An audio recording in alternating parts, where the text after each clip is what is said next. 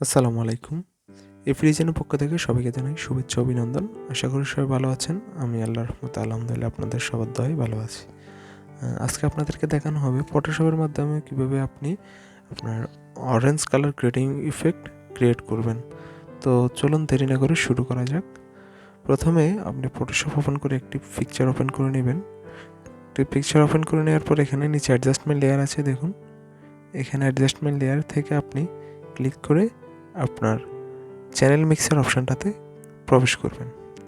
এখানে যাওয়ার পর এখানে আউটপুট চ্যানেল রেড করে দিবেন, রেডই থাকবে নর্মালি, রেড করে দিবেন। তারপর এখানে রেডের ভ্যালু দিবেন আপনার 0, নিচে আছে গ্রিনের ভ্যালু সেট করবেন আপনি +200, আর তারপর আছে ব্লুর ভ্যালু সেট করবেন আপনি -100।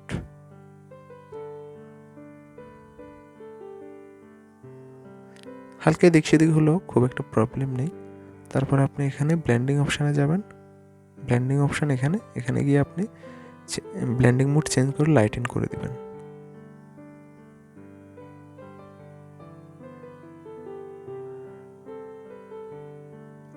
এখন আপনি এই যে অ্যাডজাস্টমেন্ট লেয়ার থেকে হিউ অ্যান্ড স্যাচুরেশন অপশানে গিয়ে আপনি এখানে মাস্টার থাকবে, আপনি ইয়েলো করে দেবেন। তারপর আপনি আপনার পছন্দ মতো এটাকে এদিকে দিকে স্লাইড করলে আপনি আপনার পছন্দ মতো আপনার কাঙ্ক্ষিত যে কালার সেটা আপনি এখান থেকে করতে পারবেন।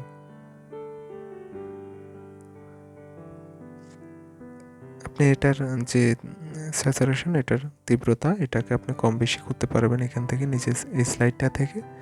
আর নিচে আরেকটি স্লাইড আছে, ওইখান থেকে আপনি এটার ব্রাইটনেস কমানো বাড়ানো সেটা করতে পারবেন। এভাবে করে আপনি আপনার পছন্দ মতো আপনি কালার করতে পারবেন, যে কোনো কালার।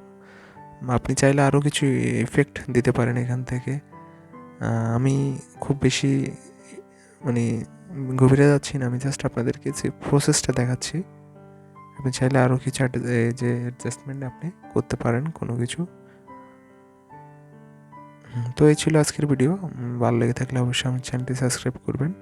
সবসময় পাশে থাকবেন। ধন্যবাদ সবাইকে। আল্লাহ হাফিজ, ভালো থাকবেন।